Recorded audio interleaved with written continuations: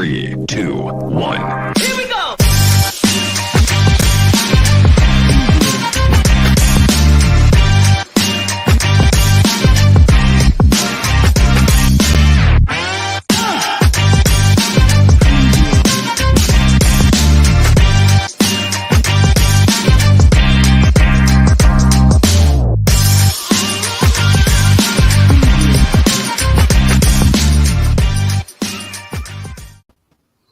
Well, hello and welcome to, yes, on a Thursday afternoon, another edition of the Dennis and Andy Show. Of course, I'm Andy and that's Dennis.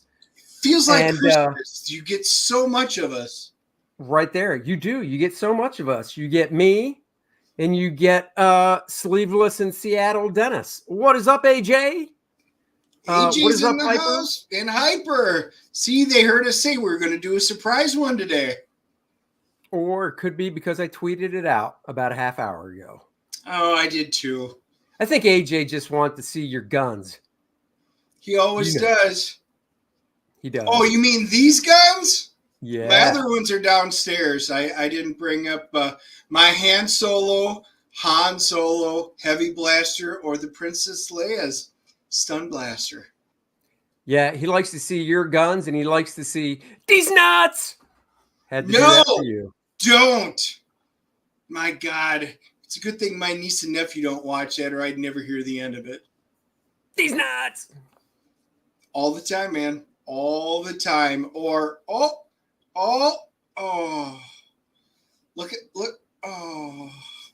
And then he'll say, hey, Andy, guess what?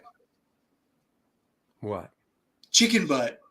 Chicken butt. I'm telling you that this is the stuff I dealt with for years as a scoutmaster for the Boy Scouts.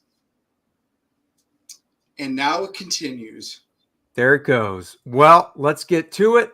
First, before we do the Death on the Nile review, since we didn't get to do what did the boys get yesterday in regards to new funny books, we're doing it now, Dennis. We're doing it now. That's right. There we go.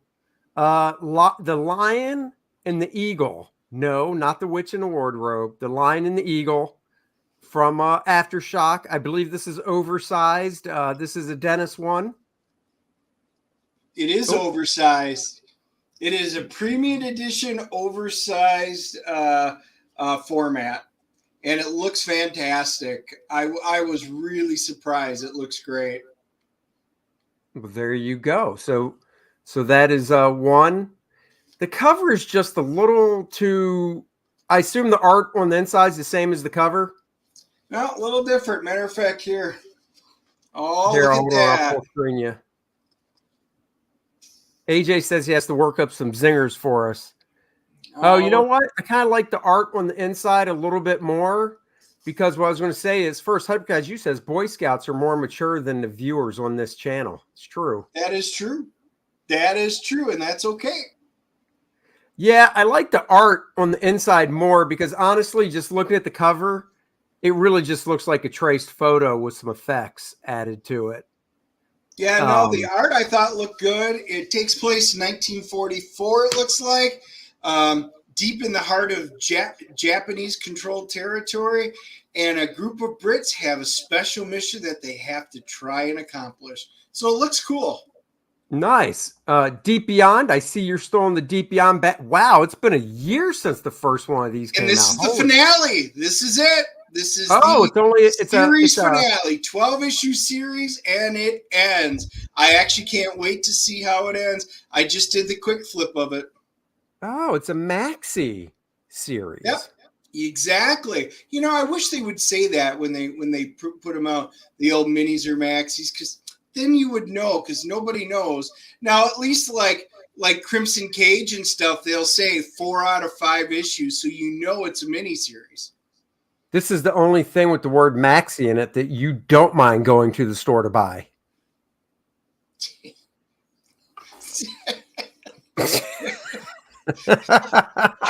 I for the first time I could be speechless.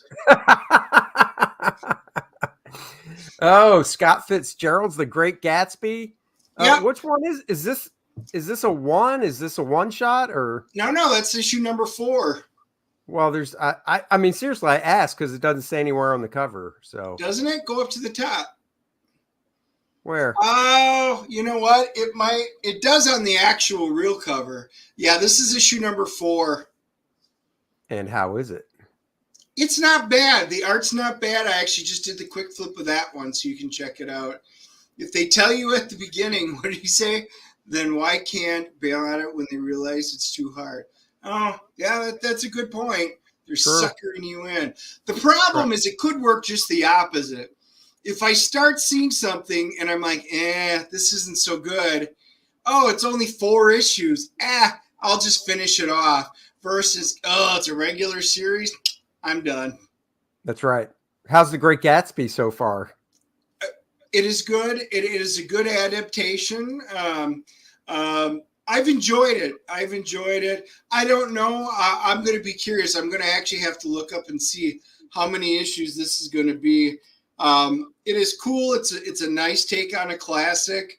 The art is very stylized for the material, and I think it's a good fit. I assume it's the same artist for the inside as this cover, or no? Yeah, I think Jorge does all the art. No, I don't think he did the cover though. Okay, cool. Yeah. How many issues is it? Do you know? I don't know. That's just it. I'm going to be curious. And it's been so long since I've read The Great Gatsby. I'd have to try and come up with try and figure out. Sorry for the typo. Andy made me laugh with that magazine. The problem is he probably sat up all night knowing he was going to work that word in. No, I had no idea what we were doing. No, not at all, man. I am a trained improviser, Dennis.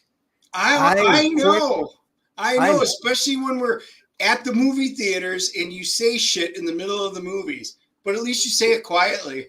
Yeah, I have an inside voice in a theater, Dennis, unlike you and your wife, who just will act like they're at home.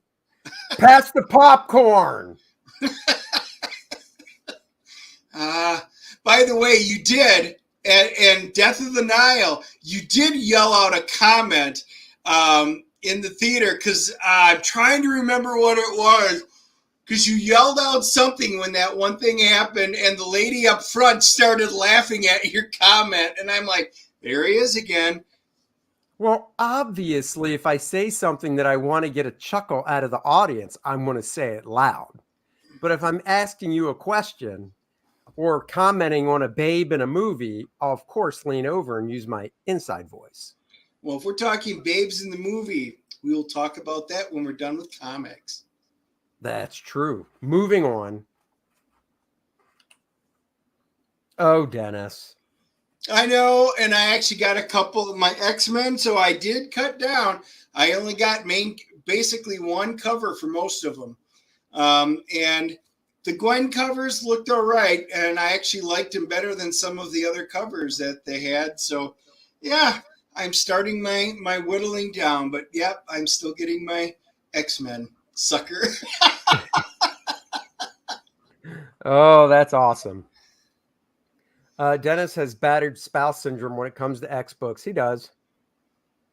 He does. My wife would agree with that too, as she beats me. Yeah, I'm not even a big fan of this cover. No, and that was one of the better covers. X Lives of Wolverine. Wolverine in Japan. I picked this particular cover too. There were a bunch of covers. It's Bagley. I don't mind this cover. Is this Bagley? Yep. Huh. Trying to see who inked it. I think it's covered. Yep, it's John Dell. Okay. I recognize the inks. I didn't really recognize. Yeah, I can see Bagley now. Yeah, it's not bad. I like that. Primordial. Series finale of Primordial. I can't wait to see how it ends. Couldn't you find a picture that wasn't pixelated for the cover? No, that was the only cover left. It was in my box because I got the finale. Usually I get the other one that's it's like an abstract one usually, and those are pretty cool covers.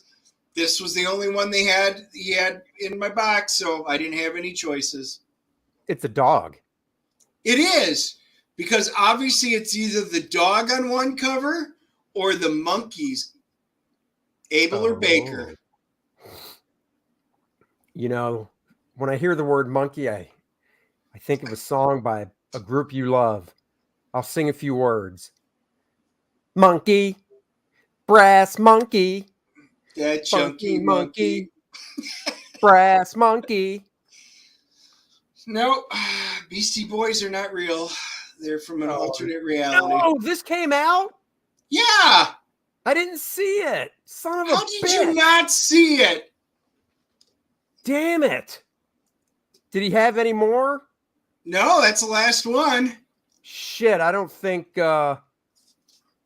And we went to Heroes too last night. And I did even make a comment. Yeah, United came out. I assumed you had gotten it, but then you said, I just got Hulk. Did he have one at Heroes then? Yeah. Oh, I'll have to call over there when we're done. And if they do, have them pull it for me because I need to get this. Yeah, one more issue. Notice issue 4 of 5. That has been a really good series. I know. I'm going to have to call over there. Knowing my luck, it's sold out. Oh, look at you, fancy pants. Rub it in. Oh, look at that. Nyx. Is that the White Queen? Nope. Kind of looks like her, though. Yeah, right. NYX, this has been good. Last issue, she met Vampirella, so it's been a solid book. I actually didn't think I was... Once Pearl stopped on the covers, I kind of assumed I would stop the book, but it's been interesting, so I've kept up with it. Cool. Oh, this is mine. My one book for the week. That's right. I'm liking... I like Ryan Ottley's artwork. He draws a mean-ass looking Hulk. I'm very curious where this first story arc is going. So I got it. I dig what they did to the logo on this cover. So cool. Where's the story? Who's he fighting? Oh, man. There's like... basically, Bruce Banner is using the body of the Hulk as like a ship almost that he can steer, and when he needs more power for the ship, which is the actual Hulk, he's got this other Hulk kind of trapped in this area, and he just will pit different villains against him. So when that Hulk fights the villains, it gives the power to the other Hulk that's like the ship, the power it needs to go faster or do things or be more powerful and stuff. It's weird, but it's kind of cool. Oh, shut up. Wow, that put me to sleep. Oh, shut up. It's a good thing it's a good-looking book. It is a good-looking book. I probably didn't do it justice. Oh, hello. I thought you shut that off. No, I just didn't. Nope. Okay, Crimson Cage. Issue number 3 of 5. Your wrestling book back halfway through the series. A little over now. 60% done. It's been interesting. I bet you would dig that series, especially if you're a wrestling fan. And I know Michael, I think Peterza will probably see this at some point. He's a huge wrestling fan, so I hope he's been picking this book up. It is Donnie Cates writing it. It's not bad, though. I don't think it's bad, the Hulk book. So, Crimson Cage, or what do you call it when you put 5 or 6 women into a room and they're on the same cycle? A Crimson Cage. Really? Or a Hellbox. Oh... I will say this looks good. This is the G.I. Joe Real American Heroes Saturday Morning Adventures. If you like those of us that were Saturday morning fans, or even after the 80s G.I. Joe, check that out. I'm even going to show you guys the inside artwork. You got the full screen. I was going to say, if you like the cartoon, you'll like it. The artist is really, really doing a great job of pulling off the art style from the cartoon. So I just put up my quick flip so you guys can check it. Just type in hashtag quick flip, G.I. Joe Real American Hero, Saturday morning. Yep, this is a solid book. He recreated, I mean, they even have a picture of the G.I. Joe base and everything like that. And it's spot on. I actually hope IDW, why they still have the licenses for them. I wish they would do the Transformer one. That would be great. You know, it's DC, I believe, that has the He-Man license. I would freaking flip out if they did a He-Man comic in the style of the cartoon from the Yes. 80s.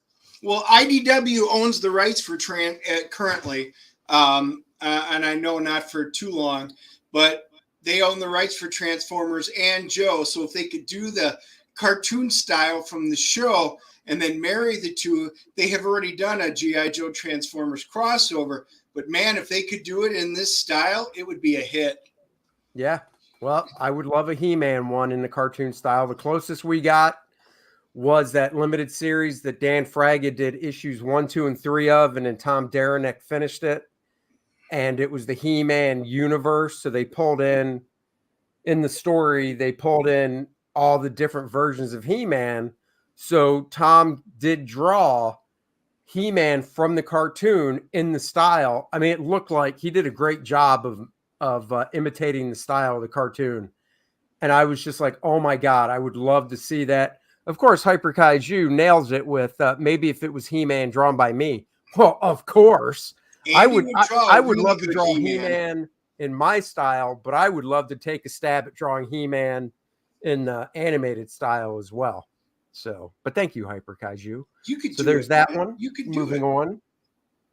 Thor. Is that another dumb Gwen Stacy cover? Yes, it is. Yep. And it was still better than the other cover. Really? Yep. Yep. I had my choice of both of them, and I went, this is better. Kind of looks like Angel. Welcome, Marshall. Thank you for watching. Hyper says, I draw great muscle-bound dudes. Well, you know, when I can just use myself as photo reference, it comes easy. So. Seriously. Right. Seriously. Yeah. Oh, no, I hear what you're saying. Dungeons and Dragons.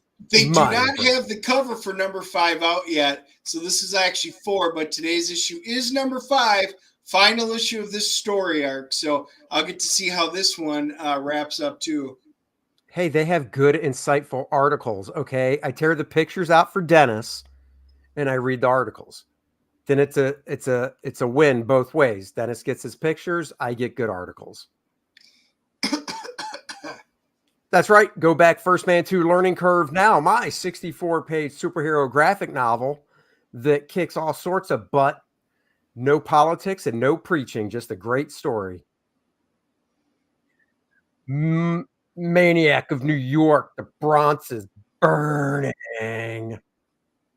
That has been good. I love the first series, and this one literally picks up a little bit after, but it's in the exact same vein. I'm loving it. I love the first one, surprisingly, because that's not my normal art style, but it's all good. This has been a good series. Awesome. Let's see. Hyper Kaiju says, "Are these Jim Zub D&D comics good, Dennis? I've been curious every time I see them." Honestly, they're for me they're kind of hit and miss. Now, I remember the characters from Baldur's Gate because that's what they're based on. I don't always get them. I'm going to be honest.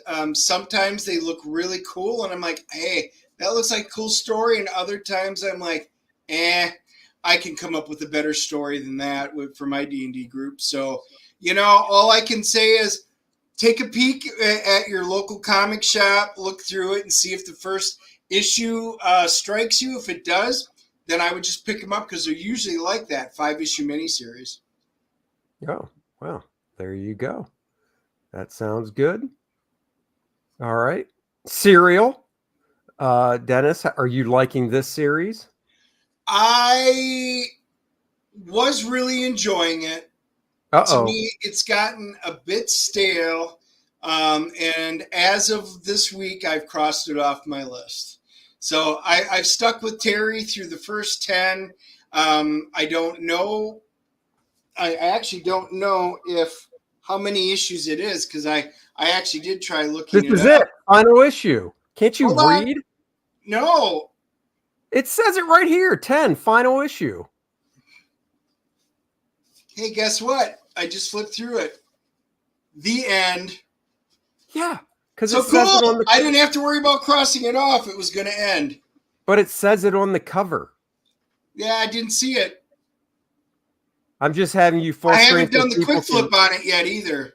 people can see your embarrassment by not knowing how to read. Why would I read? I haven't even flipped through it yet.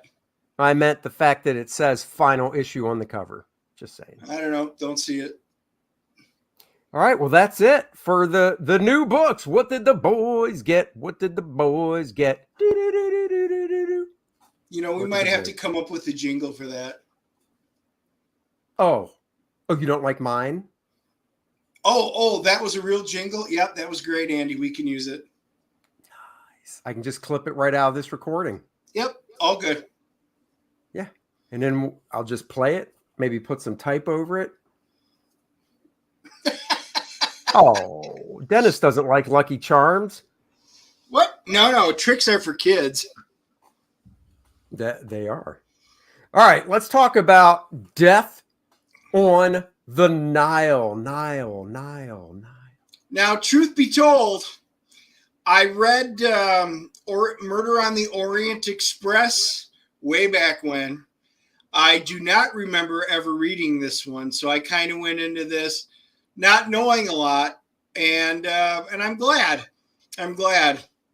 So I went into this without a lot of knowledge other than the background of the main character.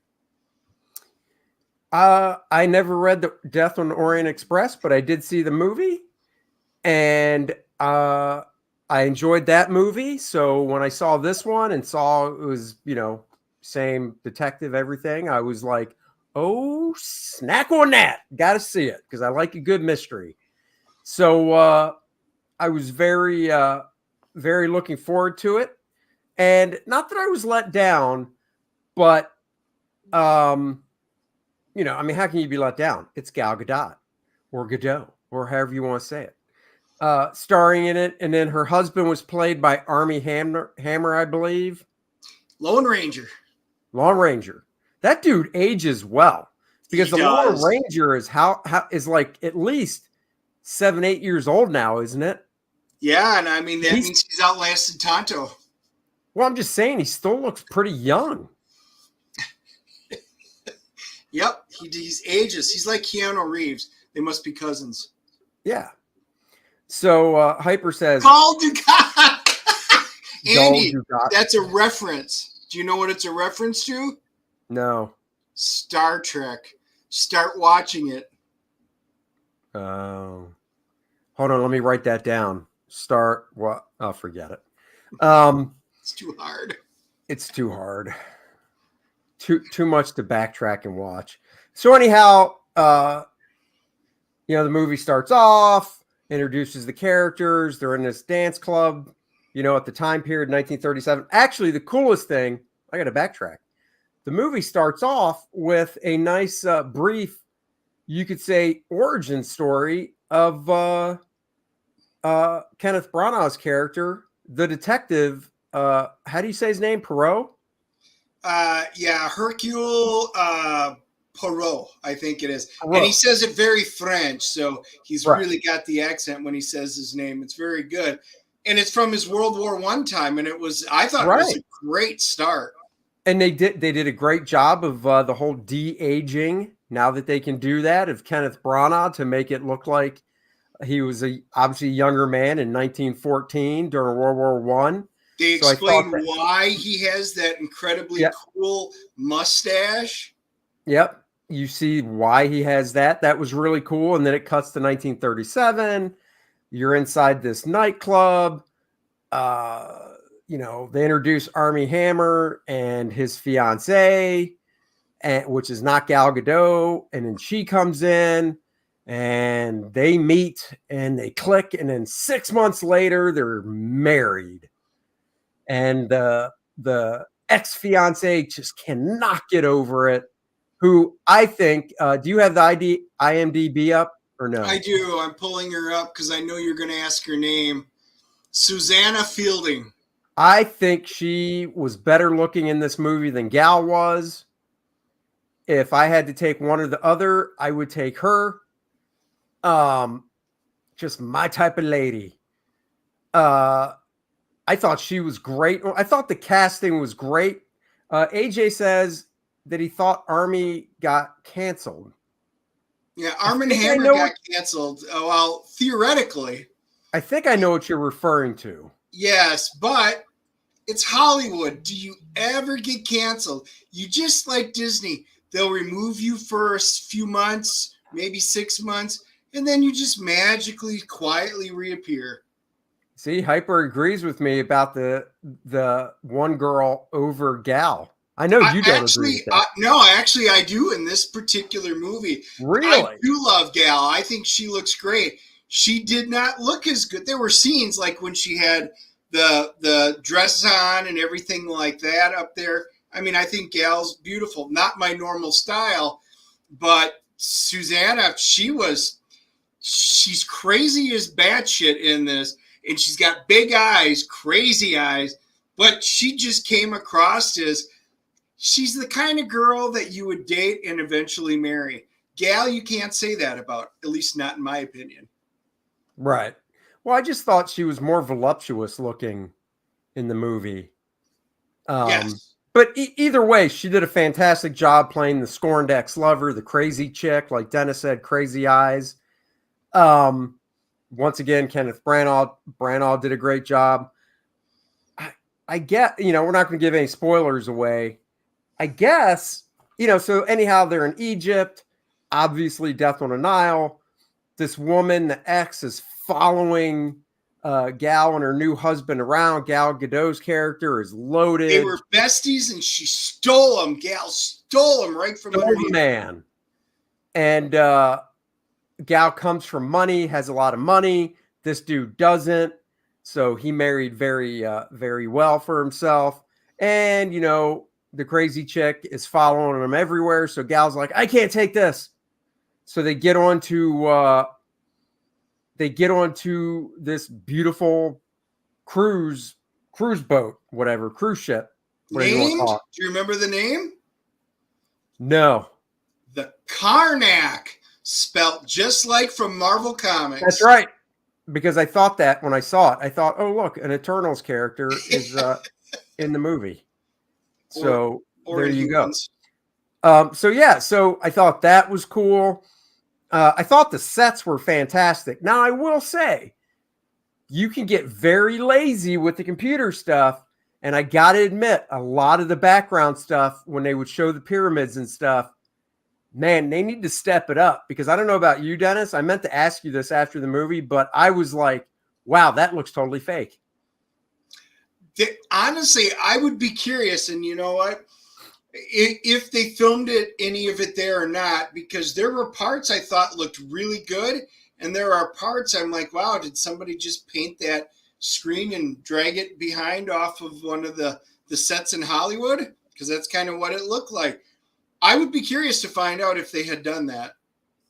Oh, I'm willing to bet they green screened a lot of it. I'm willing to bet because, yeah, man, there were just scenes. I'm like, that just looks so not real. Egypt is one place I do want to go. I do want to see the pyramids. So I was very excited, especially when it looks like the boat's going up there. You're seeing it. You get to see Ramsey sitting there. And I'm like, oh, I really want to see it in real life. And I was going, well, this will be at least kind of close to it. And parts of it were like, eh. Yeah. Yeah. I mean, that's what I thought. That's exactly what I thought too. So anyhow, lo and behold, crazy scorned ex-lover shows up on the boat and then shit gets real there's obviously a murder. Obviously, it can only be somebody on the boat. So, I think the biggest complaint I had, and see what you think about this, Dennis, is I thought they spent so much time, more time than they needed before the actual murder. I was getting bored. I'm like, this is a murder mystery. Can we get to the murder? Right. Well, you knew it's a murder mystery going in, but it was actually more of a private investigator story to start with. Then we get introduced to the singers. Letitia Wright, she played one of the singers, and she was fantastic. Hey, So Statistic Zero. That is what I've heard. Yep. Yeah, Letitia Wright, I thought she was great, and you guys would remember her from Black Panther. Black Panther. Sure, she's got a great on-screen presence, and she did in this as well. Totally different a character. Annette Bening comes across as Mother, and she was great. I mean, we both did a double take. Is that Annette Bening? Wow. They really did her up for this movie. Well, I mean, she's up there now. It's not the Annette Bening from, wasn't she in Bugsy with Warren Beatty? Yeah, I actually am going to look. She was born in 58. Wow, so she's almost 70. What? Right? No. What? No, she's 62. Yeah. 63. Yeah, That's she'll not be 70. almost 70. Well, you know what I mean. Oh, I see how you round everything up. Yeah, pretty much. Yeah. But she's, she's showing it, but that's okay. So. Yeah. No, it was great. I thought she did a great job. I thought Arnie did a great job as Simon. And even the twists were not all that twisty. There was very little in the movie that I went, whoa, I didn't see that coming. It was kind of straightforward, but it was very well done, I thought. Right. Yeah, I mean, there was the one moment, I think I know what you're talking about. We're not going to spoil it, where I was like, oh. But then when, the penultimate scene at the end, when Kenneth Branagh has everybody in the room and basically explains who did it, how he did it, and they show the flashbacks and stuff. The who did it did not surprise me. Yeah. That was pretty, I don't know. It seemed pretty easy to figure it out who did it, but how they did it, I thought was cool. Yep. It's more of the story of how you get to the ending, not, wow, where did that ending come from? Because you've even got like the maid or the helper involved, who played by Rose Leslie, who's one of my favorite characters, one of my favorite actresses. And for those of you that are Game of Thrones, she played Ygritte. You know nothing, Jon Snow. You heard Susie say that in the movie because, she always says that she's a huge Game of Thrones fan. And she's a huge Jon Snow fan. And I was the Ygritte fan. So I loved her in the movie. I loved her part. I thought her acting was great. So I was very content having my girl in that. Well, that's good. Well, let's do the CGC on this bad boy. You want me to go first? We can't really talk much more about it without giving stuff away. And we don't want to do that. We don't want to spoil. I mean, maybe you guys read it, maybe you didn't. But all in all, I'm going to do the CGC rating. I'm giving it a 7.0. I thought it was... Holy crap. I think it was a solidly done movie. I liked the ambiance of the different locations. The boat traveling down through the Nile, seeing things when they pan up was great. I really enjoyed most of the actors and actresses that were on there. So I thought it was well done. I didn't think it was anything that wasn't a home run. But it was worth seeing in the theater. I'm glad we saw it. It isn't a movie I'll probably run out and buy and add to my collection, but it was definitely worth watching. Yeah, I am going to give it that. I said, holy crap, when you said 7.0, because I thought you were going to go higher. I am giving it a 7.0 as well. No kidding. Wow. And I And I really thought you were going to go higher. I thought if I said 7.0 that you would go, that's it, and go higher. So I'm really amazed. Hyper says, what did we think of Russell Brand? We forgot to mention him. Yeah, I thought Russell Brand in a serious role was really good. I thought he did a great job. Yes, I did too. I was surprised. And he took his role. Obviously, it was serious. He was the doctor even when Kenneth was, confronting him and their responses, everything was very authentic. I didn't look and go, oh, he's trying to act serious or tough or anything. No, I actually thought he did a great job in that character. So kudos, Russell. And I love his YouTube channel. I bought in. That guy's out there. I saw his live one. I love the fact he's got like a gong and everything just sitting right in his room. That just makes me want to go out and buy a gong. So I love Russell. I thought it was great. I was pleasantly surprised. You should go out and buy a gong. I should. I just don't have anywhere to put it. I don't know. It looks pretty spacious back there. Yeah, I'll hang it on the back of the door. It'd be a nice small gong. There you like go. Like a gong show. Right. Or I'll buy a gong. So then when none of your jokes land, I can just hit it. Of course, if I do that, my arm would get tired. Oh, well, it's usually tired anyway. It's true. It's true. Oh. Well, there you go. Hyper says your wife will love the gong. She will. She's downstairs in meetings right now. I could just hear me up here. Gong. She would be running up there throwing shit at me. Exactly. He said gong, not bong. Here today, gone tomorrow. Oh, yeah. Oh, my God. There are so many jokes. So many puns. Punalicious. Guys, I'm going to be doing my show tomorrow live at 7:45 a.m. Talk a little George Perez and the Hero Initiative, reprinting the Justice League Avengers. So join me tomorrow at 7:45. If Dennis is around, he'll pop in. So, guys, I'm gonna ask a quick question, and then you guys can pop it in there. I'm gonna do another book and record, maybe this weekend if I can. We've got a convention that we're going to. That's right. But do you guys want me to do the $6 Million Man book and record, or I've got Star Trek: The Robot Masters? I could do that one, or I could do the Fantastic Four. Those are the three options I got right now. So you guys have to leave your comment which one you'd rather have me do. Look at those four people. I know. This is what happens when we do the Spider-Man. I don't have it yet. See, AJ doesn't understand options. You're given options. You don't get to throw one in that wasn't brought up. Hyper says Spidey too.